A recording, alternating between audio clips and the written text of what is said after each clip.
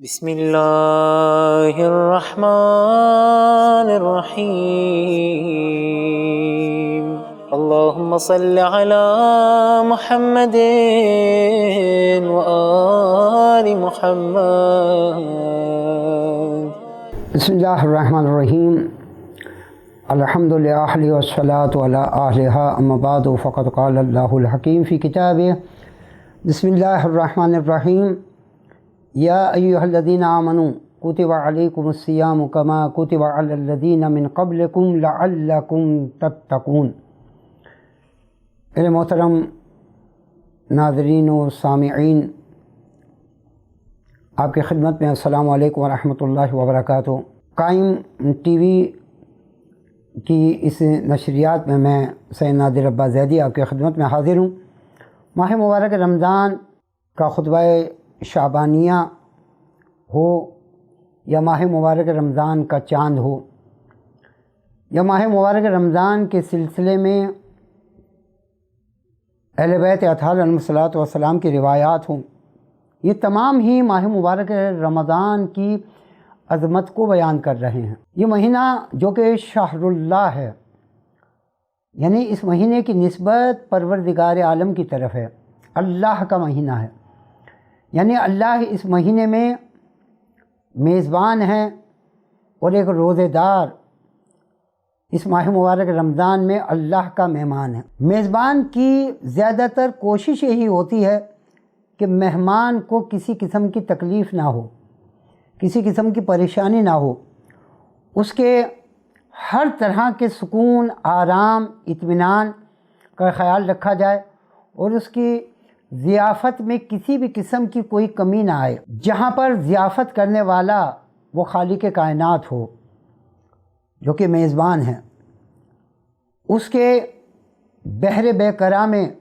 کسی بھی چیز کی کمی نہیں ہے، وہ چاہے تو کیا کچھ عطا نہیں کر سکتا، لیکن پروردگار عالم نے ماہ مبارک رمضان میں اپنے مہمانوں پر روزے کو واجب قرار دیا۔ اس کا مطلب یہ ہوا کہ مہمان کے لیے اس روزے سے بہتر کوئی غذا تھی ہی نہیں۔ ہم غذا کو یہ سمجھتے ہیں کہ صرف غذا جو ہے وہ جسم کی، نہیں، پروردگار عالم نے یہاں پر جسم کی غذا سے زیادہ روح کی غذا کا جو ہے اس ماہ مبارک رمضان میں اہتمام فرمایا ہے۔ اگرچہ دیکھا جائے تو جسم کی غذا بھی کم نہیں ہے۔ اسی افطار میں اور اسی سحر میں کیا کچھ ہم نہیں کھا پاتے، افطار میں کیا کچھ ہمیں نہیں ملتا، سحر میں کیا کچھ ہمیں نہیں ملتا۔ ماہ مبارک رمضان، آج کا عنوان ہمارا آیات اور روایات کی روشنی میں ماہ مبارک رمضان۔ پروردگار عالم نے سورہ مبارکہ بقرہ میں مسلسل 183، 184، 185 تین آیتوں میں مسلسل ماہ مبارک رمضان، روزے اور ماہ مبارک رمضان سے متعلق جو ہے وہ بیان فرمایا ہے کہ یا ایھا الذین آمنوا کتب علیکم الصیام کما کتب علی الذین من قبلکم لعلکم تتقون۔ ماہ مبارک رمضان کی فضیلت ہی کے بارے میں اسی سورہ کے اسی آیت کو کنٹینیو کرتے ہوئے ایک مقام پر ارشاد فرمایا شہر رمضان الذی انزل فیہ القرآن۔ شہر رمضان یہ کیسا مہینہ ہے؟ یہ وہ مہینہ ہے کہ جس میں قرآن نازل کیا گیا، اور کہیں یہ ارشاد فرمایا پروردگار عالم نے ان تصوموا خیر لکم، کہ یہ روزہ رکھنا تمہارے لیے بہتر ہے۔ یہ تو وہ آیات تھیں کہ جو آپ کی خدمت میں ہم نے ماہ مبارک رمضان کی فضیلت اور اس کی عظمت کے سلسلے میں آپ کی خدمت میں ہم نے پیش کی۔ ماہ مبارک رمضان کے سلسلے میں اور اس کی فضیلت کے سلسلے میں پیغمبر صلی اللہ علیہ وسلم اور اسی طریقے سے اہل بیت اطہار علیہم الصلاۃ والسلام سے جو روایات ہم تک پہنچی ہیں، قائم ٹی وی کے توسط سے آپ کی خدمت میں چند ایک روایات کو اس ماہ مبارک رمضان کی فضیلت کے عنوان سے آپ کی خدمت میں پیش کرنے کی سعادت حاصل کر رہے ہیں۔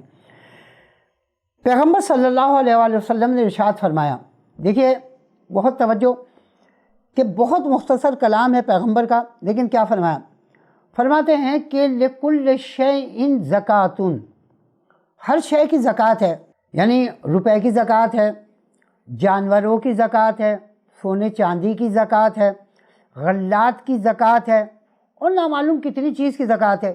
علم کی زکوٰۃ ہے، علم کی زکوٰۃ یہ ہے کہ اس کو نشر کرنا، یہ علم کی زکوٰۃ ہے۔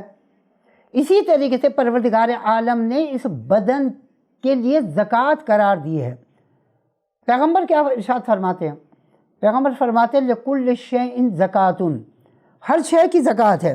وزکاۃ الابدان الصیام، بدن کی زکوٰۃ جو ہے یہ روزے ہیں۔ یہ ماہ مبارک رمضان ہے۔ ماہ مبارک رمضان بدن کی زکوٰۃ کا مہینہ ہے کہ انسان اپنے بدن کی زکوٰۃ دیتا ہے۔ کس طریقے سے زکوٰۃ ہو گئی؟ اس طریقے سے ہو گئی کہ نامعلوم کھانے پینے کی وجہ سے ہمارے اندر کتنی چربی پیدا ہو گئی ہو، کھانے پینے کی وجہ سے نامعلوم کتنے ایسے جراثیم پیدا ہو گئے ہوں، کھانے پینے کی وجہ سے نامعلوم کتنے مرض سر اٹھانے والے ہوں۔ ماہ مبارک رمضان کی فضیلت یہ ہے کہ روزوں کے وسیلے سے پروردگار عالم نے اس بدن کی زکوٰۃ روزوں کی صورت میں جو ہے وہ ادا فرمائی ہے کہ ایک صائم، ایک روزے دار جب روزہ رکھتا ہے تو گویا اپنے بدن کی زکوٰۃ جو ہے وہ دے رہا ہے۔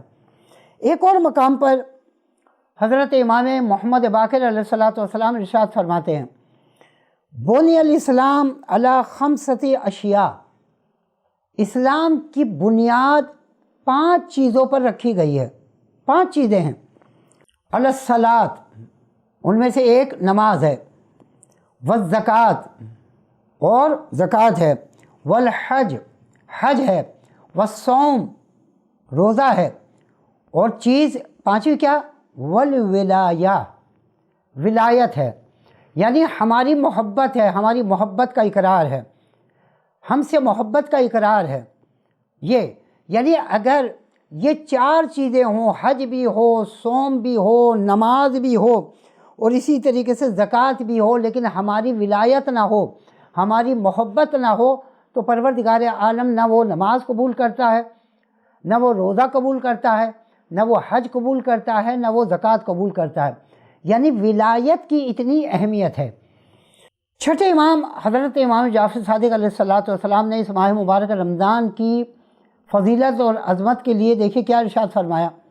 آپ ارشاد فرماتے ہیں انما فرض اللہ الصیام، پروردگار عالم نے اس ماہ مبارک رمضان کے روزوں کو واجب قرار دیا۔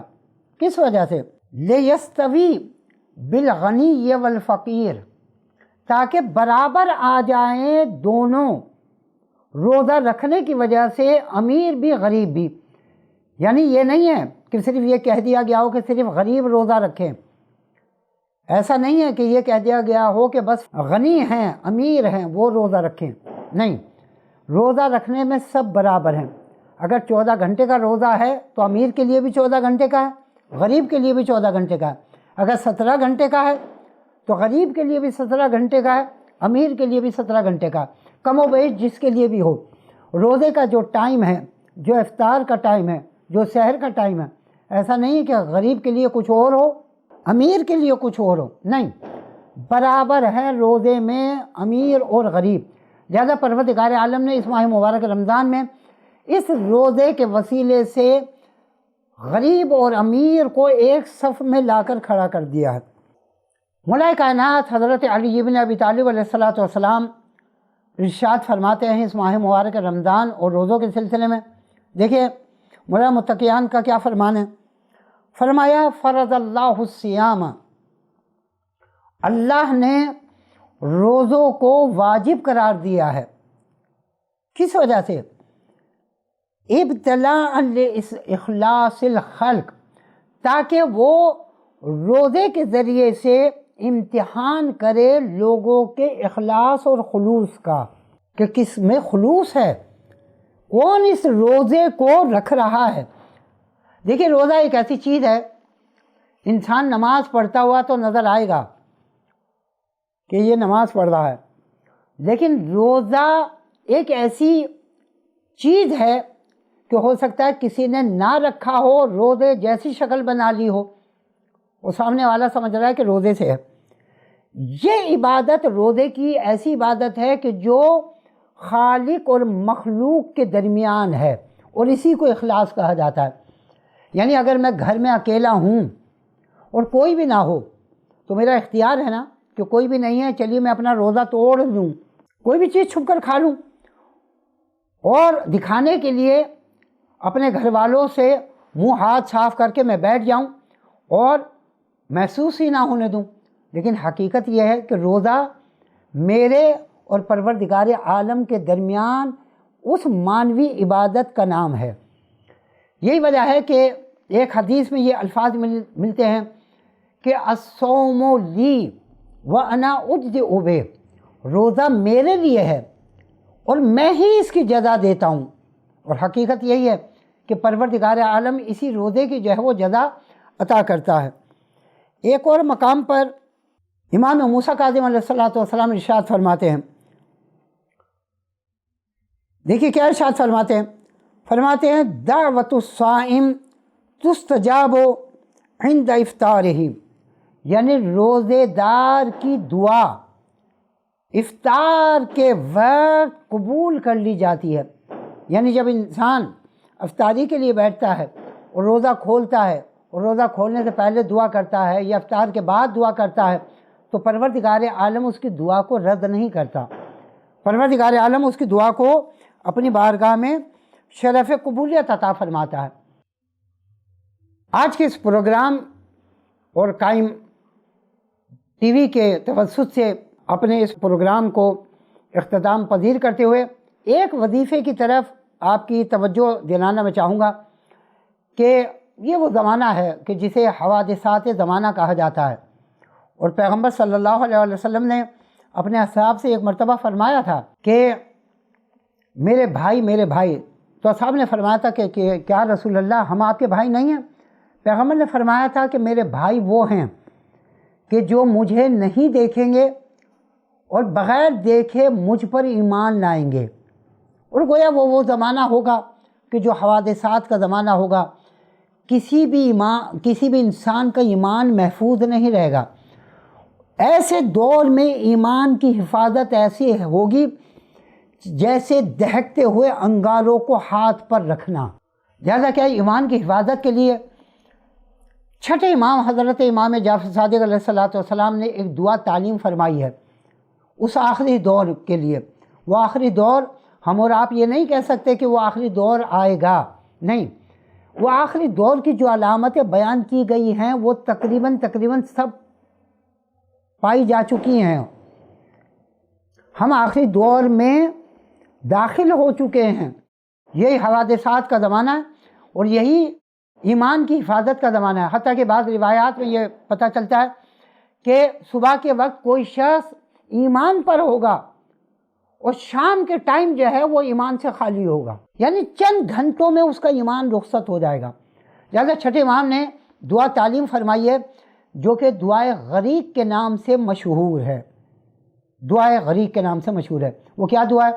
اس دعا کو اپنے وظائف میں جو ہے وہ شامل کیجئے، اور دعائے قنوت میں بھی، نماز کے دعائے قنوت میں بھی اس دعا کو جو ہے وہ پڑھا جا سکتا ہے، بلکہ اس دعا کو جو ہے وہ پڑھا جائے۔ اور کیا بہترین ہے نماز جیسی عبادت، اور نماز جیسی عبادت میں اگر انسان دعائے قنوت کے لیے ہاتھوں کو بلند کر کے اس دعائے غریق کو پڑھے تو کیا کہنا کہ اس ماہ مبارک رمضان میں نماز ہو اور دعائے قنوت ہو اور یہ دعائے غریق ہو ایمان کی حفاظت کے لیے۔ کہ چھٹے امام حضرت امام جعفر صادق علیہ الصلوۃ والسلام ارشاد فرماتے ہیں دعائے غریق کے سلسلے میں کہ یا اللہ ہو، یا رحمان، یا رحیم، یا مقلب القلوب، ثبت قلبی کہہ لیں یا ثبت قلوبنا۔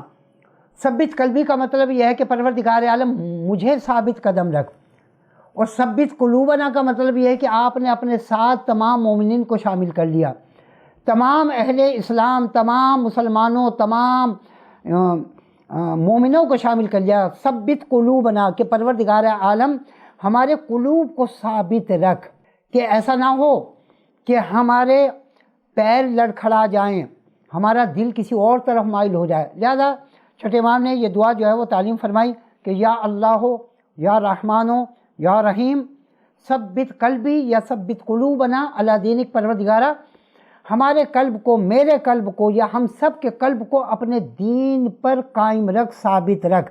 ایسا نہ ہو کہ میں کسی کے ورغلانے میں آ جاؤں، ایسا نہ ہو کہ میں کسی غلط شخص کی تبلیغ کے نتیجے میں بے ایمان ہو جاؤں۔ لہذا یہ دعا ہے کہ پروردگار عالم ہمیں بھی مزید اور ایمان میں استحکام عطا فرمائے اور ہمیں اس ایمان پر ثابت قدم رکھے۔ پروردگار عالم اس ماہ مبارک رمضان کے توسط سے، اس کے وسیلے سے، جو کہ شہر اللہ ہے، اللہ کا مہینہ ہے، یہ دعا ہے کہ پروردگار عالم ہمارے تمام عبادات کو، تمام مناجات کو، تسبیح و اذکار کو، اور اس دعا کو جو کہ حفظ ایمان کی دعا ہے، پروردگار عالم اپنی بارگاہ میں شرف قبولیت عطا فرمائے۔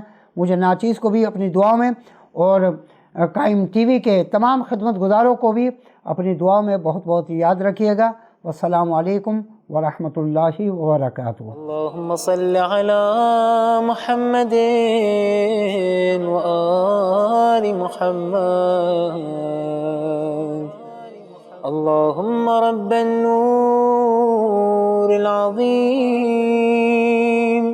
ورب الكرسي الرفيع